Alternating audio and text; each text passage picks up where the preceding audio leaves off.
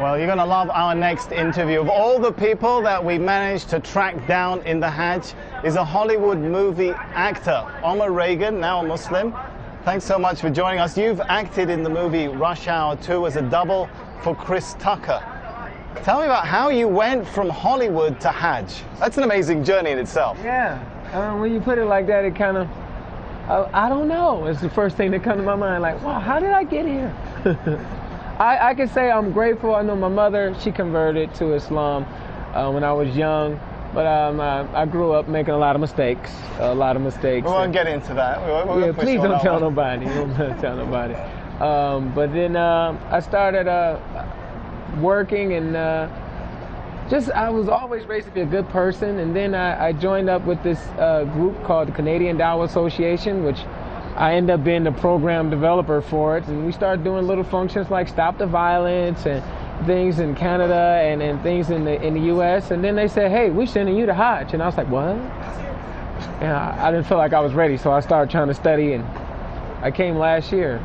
All right, now, as I mentioned, you've doubled for Chris Tucker. You know what I'm going to ask you? I got to ask you, what would Chris Tucker say if he was on Hajj? He'd probably say something like, hey man, it's a lot of people and they pushing me. No, it's all for Allah, man. All for Allah. It's only one God. Numerous of things. And you know this, man. They do this. I got new life.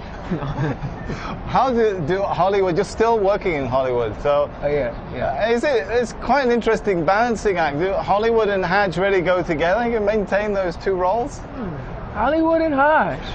Yeah, that's controversy right there. That is controversy. It's like, when you hear it. But is that Bernie Mac now? Or what is that? Hollywood and Hajj. Now, you know, it's conflicting, but it works because Hollywood teaches you kind of like put on this, be a fake person, be another person, and Hajj teaches you to really be yourself. It strips you of everything that you thought was so important and everything that you really fight for. It's about me and what I need. And Hajj, man, you know, you sleep on the ground, you know, you wear nothing, as you can see.